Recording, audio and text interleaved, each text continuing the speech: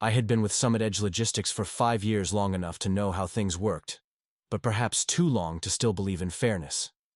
My official title was Regional Operations Lead, but most days, I was more than that: problem solver, team motivator, damage controller, and sometimes even therapist. I took pride in the chaos, found satisfaction in keeping the system moving, and most of all, I believed I was part of something solid. That illusion came crashing down the week my father died. It wasn't unexpected. Dad had been battling heart failure for years, and the last few months had been especially hard.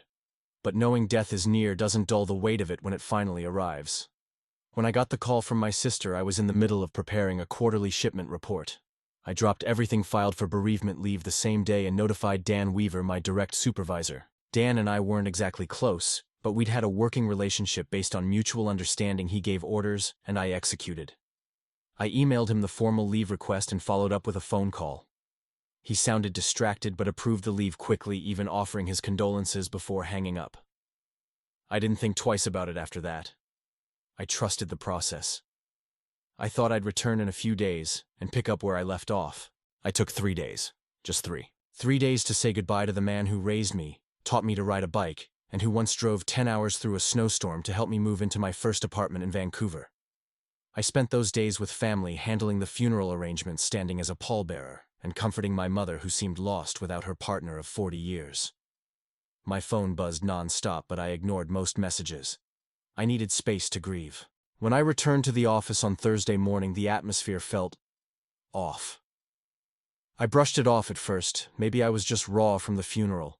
But as I settled back in, I noticed the sidelong glances, the hushed whispers in corners. A few teammates welcomed me back quietly, but most avoided eye contact. That uneasy feeling followed me all the way to my inbox, where an unread email from Dan Weaver sat waiting with the subject line, "Urgent, regarding your position." I opened it and read it 3 times before I could fully process the words. Henry, as discussed in previous meetings regarding commitment and priorities during high-traffic operational windows, your recent absence during a critical logistics cycle has demonstrated a lack of alignment with Summit Edge's current needs. Effective immediately, we are terminating your employment. A formal letter will follow. Dan Weaver, Senior Director of Operations. No phone call, no meeting, just an email, sent the day before I returned. My first reaction wasn't anger, it was disbelief. I walked straight to Dan's office, but his assistant told me he was working remotely for the rest of the week. Of course he was. I called his cell. No answer. I left a message. Nothing. I checked with HR. They confirmed the termination and said a courier would deliver the official letter and severance documents within 48 hours. When I reminded them that my leave had been approved, they simply said, "The decision was made at the executive level." That was it. 5 years gone in 3 days. I remember sitting in my car that evening in the employee parking lot, staring at the wheel. Part of me kept waiting for someone to call and say it was a mistake, a cruel prank maybe. But the silence was louder than any confirmation. What made it worse was knowing that I hadn't done anything wrong. I followed the company's policies, filed the leave request by the book, and took exactly the amount of time allotted. Was it really such a crime to grieve? The irony was unbearable. I'd missed birthdays, holidays, and even my own anniversary to meet deadlines at Summit Edge. I once drove overnight from Calgary to Edmonton during a blizzard to deliver a server part when our shipment partner dropped the ball.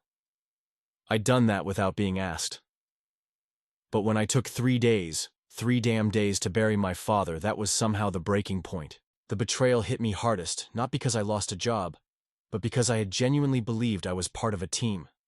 I had given so much of myself to that place, late nights, weekends, the endless travel, and I expected at the very least human decency in return. But Dan, he didn't even look me in the eye. Over the next few days, word of what happened spread quickly through the team. Messages started pouring in from colleagues, some shocked, some angry, most just disappointed. My former team, the core group I worked with on major operations, scheduled a virtual meeting just to talk. That's when I realized I wasn't the only one who felt blindsided. "I can't believe they did that to you," said Michelle, our senior scheduler. "You were the reason this department didn't fall apart." During the last audit, added Raj, one of our logistics coordinators. "They fired the heart of the team," someone else said quietly. Their support meant more than I could say. It reminded me that the work I did mattered not to the executives who sat behind glass walls, but to the people on the ground. The ones who stayed late with me, who solved real problems, Who cared? Still, the damage was done. I cleaned out my desk that weekend. Security stood by the whole time like I was some threat to company property. It was humiliating.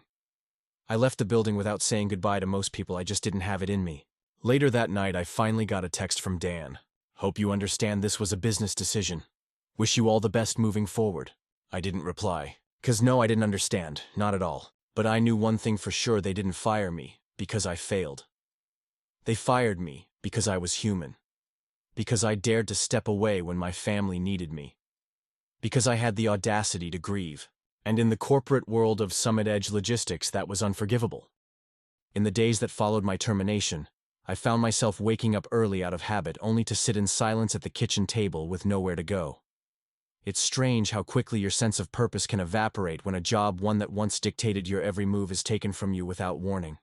My apartment, which I used to see only in flashes between work trips, suddenly felt too quiet, too still. Grief has a way of layering itself. I was still mourning my father, and now I was also dealing with the loss of a career I had poured years into. Some mornings, I couldn't tell where one sadness ended and the other began. The line between personal and professional loss had blurred. It felt like everything stable in my life had been pulled out from under me at once. I tried to stay busy. I updated my resume, reconnected with former colleagues, and even reached out to a few recruiters. But every time someone asked why I left Summit Edge, I stumbled. How do you explain being fired for taking bereavement leave without sounding bitter or worse, unstable? I hated that I even had to explain it at all. But word travels fast in logistics, especially in the Vancouver operations network. I started getting messages from people outside the company, contacts I hadn't spoken to in months. Heard what happened with Summit Edge. Unreal. If you ever want to talk or vent, I've got coffee in an hour. You didn't deserve that, Henry. The support was unexpected, and honestly, it held me together. One message in particular stood out. It came from Tanya Brine, a former project lead who'd left Summit Edge the year before due to burnout. They'll spin this to make it sound justified, but I know how they work. You weren't the first. You won't be the last. Don't let it make you small. That line stuck with me. Don't let it make you small, because that's exactly how I felt. Small. Shrunk down by humiliation, by the silence that followed, by the corporate callousness of a system that pretended to value people while chewing them up. It wasn't just about losing the job. It was about losing the version of myself that felt competent, trusted, needed. And so I did what I never thought I'd do. I booked a counseling appointment. It was my sister who convinced me. You've always been the one holding it together for everyone else, she said gently over the phone. Maybe it's time to let someone hold space for you. Her words hit deeper than I expected. The first few sessions were awkward. I didn't know how to talk about myself without turning everything into a timeline or an operations report. But slowly my therapist helped me untangle the threads of what had happened, not just the firing, but the years leading up to it. The unspoken pressure, the culture of self-sacrifice, the way I'd been conditioned to view exhaustion as achievement. You didn't fail, she said during one session. You were failed by a system that rewards compliance over humanity. It was hard to hear, and yet deeply validating. The turning point came about a month later. I was sitting at my desk sorting through old emails to save what little proof I had of the approved leave when I came across a message thread with Raj, one of my former logistics coordinators. Buried in there was a comment I'd forgotten. Honestly, I've learned more from you in 6 months than I did in 4 years of school. That did something to me. It reminded me that I wasn't just a cog in the machine. I had made an impact. Not just in deliverables or KPIs, but in people's lives. I had led with integrity even when it cost me. And maybe that was something to be proud of. A few days later, I received a call from a recruiter in Toronto. She was staffing for a new mid-sized logistics firm looking to build a regional team in Western Canada. The position wasn't flashy, but it offered something I hadn't had in years: autonomy. A chance to help shape a company's culture from the ground up. At first, I hesitated. I wasn't sure I had it in me to lead again. What if I failed? What if I was too broken to be trusted? But then I remembered something else my therapist said. Healing isn't about going back to who you were. It's about becoming who you were meant to be after. So I took the interview. I was honest, more honest than I'd ever been in a professional setting. I told them about the firing, about the leave, about what it taught me, and to my surprise, they didn't flinch. In fact, the director leaned forward and said, "That tells me a lot more about your values than any resume ever could." 2 weeks later, I got the offer. I accepted. I started small too, direct reports, a modest territory, a hybrid model that let me work from home 3 days a week. But something felt different this time. I wasn't chasing validation. I wasn't trying to prove my worth to people who saw me as replaceable. I was building something better, for myself and for others like me. I even started mentoring again. One of my new hires, a bright but anxious analyst named Jerome, reminded me of myself when I first started. One night after work, he stayed late, clearly overwhelmed. I sat down beside him and said, "You don't have to burn yourself out to earn your place here. You already belong." It was a small moment, but it mattered, because I finally believed it too. Summit Edge may have discarded me like I was nothing, but they didn't define me. I did. And no one, not Dan, not a termination letter, not a system built on silence could take that away from me again. It started with a LinkedIn post. I hadn't planned it. I didn't sit down with a strategy or outline my talking points. I was just tired of holding in the story, tired of pretending I was moving on without still feeling the bruise. So one Sunday afternoon, sitting on my balcony with a lukewarm coffee, I opened my laptop and wrote, last year I was fired from the company I helped build because I took bereavement leave to bury my father. They called it misalignment with company values. Here's what I've learned since: values without compassion are just slogans. I used to believe loyalty would protect me. It didn't. But here's what did: community. Colleagues, friends, strangers who reached out and said, "That wasn't right." If you've ever been discarded for choosing family, for choosing rest, for choosing yourself, I see you. And I want you to know your worth is not tied to your job title, your output, or your boss's opinion. You are not disposable. I hovered over the post button for a few minutes. Then I clicked it and walked away. When I checked back an hour later, it had 300 likes. By the next morning, it had 10,000. People were sharing their own stories: project managers, nurses, senior engineers. One woman wrote, "My company threatened to demote me for taking time off after my miscarriage. I stayed quiet for years. Thank you for speaking out." Another said, "You just told the story. So many of us are too scared to say aloud." The post became a ripple, then a wave. I started getting interview requests from HR blogs, workplace equity podcasts, even a journalist with the Globe and Mail who was working on a feature about toxic corporate culture. When the article was published, it went viral. The title was bold: "When Grief Becomes a Liability. How Canadian Companies Are Failing Their People." My name was in it. So was Summit Edge's. We'd asked for comment. They declined. I braced for backlash, but it never really came, not from people that mattered. In fact, several former employees from Summit Edge messaged me privately to say thank you. Some even shared that my post gave them the courage to file formal complaints they'd held in for years. Dan never reached out. Neither did the executive team. But I didn't need their apology anymore. Because what mattered more was the bigger shift I could feel happening. People weren't just angry on my behalf. They were reevaluating their own workplaces, their own worth. One moment that really hit me came a few weeks later, during a Q&A I was invited to speak at for a tech company in Calgary. After sharing my story, a young guy in the back raised his hand and asked, "How do you keep showing up when you've been treated like your humanity doesn't matter?" I paused. Then I said, "Because silence helps no one but the people who benefit from the silence. Speaking is how we start reclaiming dignity from systems that never cared about it to begin with." He nodded slowly. I could tell it meant something to him. It meant something to me too. Around the same time, I was contacted by an old mentor of mine, Leah Tran. She was now heading a leadership program that focused on ethical business practices and restorative workplace culture. "I've been watching your posts," she said over Zoom. "You're doing more than healing, you're leading. Want to help teach others how." It was the first time someone framed what I'd been through as leadership, not just survival.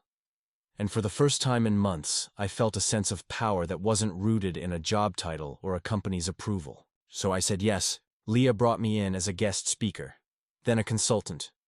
Eventually, I started co-developing workshops on empathetic leadership, on designing inclusive leave policies, on how to rebuild trust after harm. The work was meaningful, and more than that, it felt like legacy. One afternoon, while facilitating a session in Toronto, a woman approached me during the break. "You're Henry, right? The LinkedIn guy." I laughed. "I guess that's me." She smiled. "I just wanted to say you helped me walk away from a job that was slowly destroying me. I thought leaving meant I failed. But your story made me see it differently." That moment stayed with me, because I remembered what it felt like to be her. To feel like leaving meant losing. But sometimes walking away is how we win. Now, a year later, I still work with my new company in Vancouver, but I split my time consulting and speaking. I've been invited to national HR conferences. I've contributed to workplace policy roundtables with the Ministry of Labor. My inbox is full most days with invitations, thank yous, and sometimes just messages from people trying to find their way out of the same corporate quicksand I once sank into. I answer as many as I can, because I know how much it means to feel seen. What happened to me at Summit Edge was wrong. It still is. They never admitted it, never apologized, never changed. But that's not the story anymore. The story is this: I lost a job and I found my voice. I was made small and I stood taller than ever. I was discarded and I became a force for something better. Not every ending is justice, but some endings are the beginning of purpose. And that's enough for me. It happened at a panel I almost didn't attend. The event was called Leadership in Crisis Rebuilding Trust in the Corporate Era. I had been invited to speak on a panel about ethical leadership, along with 3 other executives and founders. I didn't know until the morning of that Dan Harding was on the list. Apparently, he'd recently joined a new consulting firm that marketed itself as a leader in transformational executive coaching. The irony nearly made me laugh out loud. When I saw his name, I froze. My gut told me to back out, avoid the drama, protect my peace. But something deeper inside, older and steadier, said, "You didn't come this far to shrink now." So I went. The venue was a sleek auditorium in downtown Toronto, filled with HR professionals, media, and leadership teams from across the province. I spotted Dan before he saw me. He was at the refreshment table chatting with a small group. His posture hadn't changed. Still upright, still polished, still performing. Still, he didn't recognize me until we were both called to the stage. The moment his eyes met mine, something flickered: confusion, then discomfort, and finally understanding. His smile tightened. I gave a small nod. The moderator introduced us one by one. When she got to me, I noticed a slight uptick in applause. Some people clearly knew the story. "Let's begin," she said with a question to all panelists. "In moments of organizational crisis, how do you lead with integrity?" Dan spoke first. He said all the right things: transparency, empathy, values-driven leadership. He even threw in a line about making hard decisions humanely. It was all buzzwords, dressed up, hollow. Then it was my turn. I took a breath. I believe integrity in leadership starts with accountability. Not just in theory, but in the willingness to admit when we've caused harm. Even unintentionally. Even when it's inconvenient. The room went still. I didn't name him. I didn't have to. The rest of the panel continued, but the tension was unmistakable. When the floor opened for audience questions, the inevitable came. A woman in the second row stood up, mic in hand. "This question is for Henry and Dan, actually. There's been a lot of online conversation about Henry's experience at Summit Edge. Since both of you are here, I wonder, do either of you have reflections to share about what happened and what leadership accountability really looks like in practice?" A hush. Dan shifted slightly in his chair. His fingers tapped the table. The moderator looked at us. "Would either of you like to respond?" I spoke first. "I'll say this: I was fired while on bereavement leave after my father died. I was told it was due to misalignment with company values. I later learned it had more to do with internal politics. It hurt. It broke something in me. But it also taught me what real values look like, and they don't live in slogans or HR manuals. They show up in actions. Or they don't." I turned slightly toward Dan. "I don't need an apology," I said calmly. "But I do believe silence enables harm. And at some point, silence becomes complicity." Dan cleared his throat. "I won't pretend the situation at Summit Edge was handled perfectly," he began. "There were a lot of moving parts, a lot of pressure from above. But if anyone felt discarded or disrespected, I regret that. It was non-committal, sanitized, PR speak." I didn't flinch, but the audience noticed. One person tweeted it live: "Henry just dropped truth." Dan just dodged it. It went viral by evening. After the panel, people came up to me. Some shook my hand. Some hugged me. One man, probably in his 50s, said, "You spoke for every one of us who ever got thrown aside after giving our best." Dan approached me after the crowd thinned. "Henry," he said, "you really leaned into the martyr role, huh?" I looked at him. For the first time in over a year, I felt no fear, no anxiety, just clarity. "No," I said. "I leaned into the truth. You're the one still performing." He scoffed, turned, and walked away. That was the last time I saw him in person. A week later, a follow-up article was published in a major business magazine titled, "When Accountability Meets the Stage: A Tale of Two Leaders." It compared our answers, our histories, and the crowd's reaction. For once, the narrative didn't belong to the powerful. It belonged to the people watching closely, those who were tired of corporate smokescreens and empty leadership mantras. More invitations came in. Schools, companies, even policymakers. The story wasn't just about me anymore. It was about what happens when someone stands up in the face of erasure and says, "No more." It was about confronting not just a man, but a system that allowed him to rise while others fell silent. And most importantly, it was about reclaiming the ending. Not as a victim, not even as a survivor, but as a voice, a witness, and a builder of something better. After the panel went viral, I found myself standing at a crossroads, one I hadn't expected. It wasn't fame I'd earned, not really.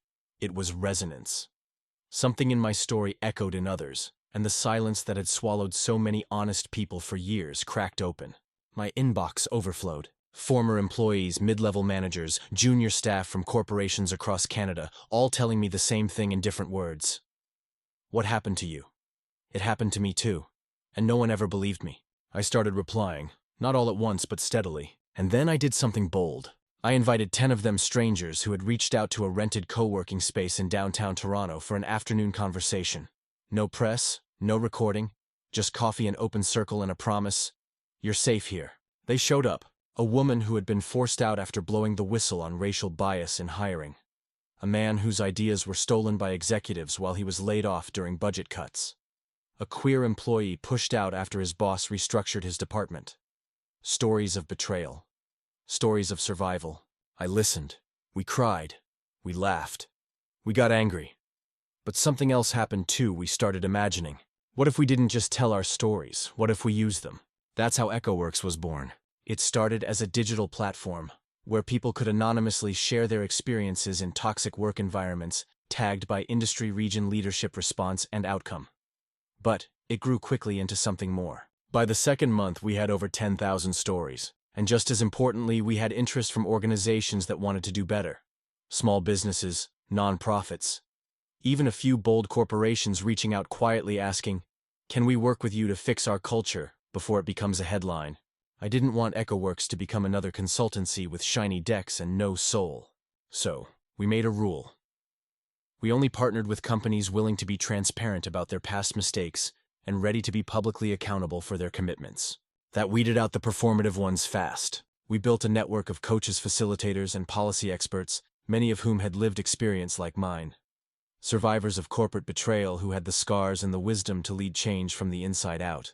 I was no longer just reacting to what Dan and Summit Edge did to me. I was building what they never could, a culture rooted in honesty, dignity, and courageous leadership. Within a year, EchoWorks had expanded beyond Toronto to Vancouver, Calgary, and Montreal. We hosted listening circles in both French and English. We launched a leadership fellowship for emerging changemakers from underrepresented communities. And then something unexpected happened again. A mid-sized hotel chain, ironically a competitor to Summit Edge, asked us to audit their executive team and design a 12-month leadership transformation program. I hesitated. Part of me didn't want to go near anything that reminded me of the pain. But another part whispered, "This is how you reclaim the space. Not by avoiding it, but by reshaping it."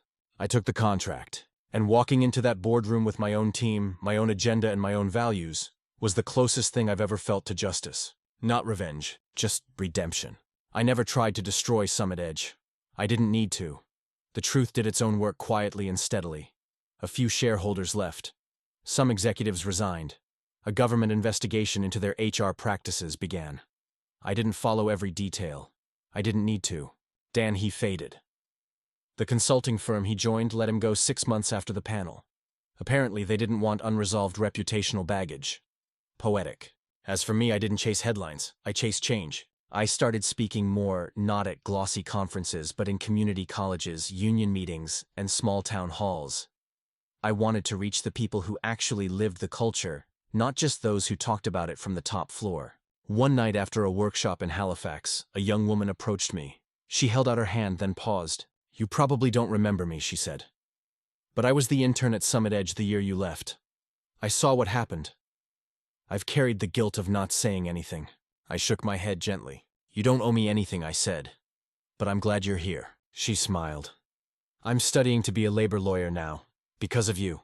That moment stayed with me for days. It reminded me that legacy isn't what we build in our name, it's what others choose to build after we leave the room. EchoWorks was no longer mine alone.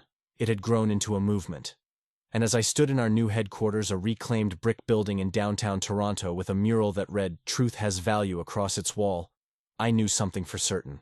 I had lost a job, but I had gained a mission. And that mission was bigger than one company, one betrayal, or even one story. It was about rewriting the script for every person who ever thought they were disposable, every voice ever silenced in a boardroom, every employee who was told to be professional when what they needed was to be heard. This wasn't the legacy I thought I'd leave, but it was the one I was proud to claim.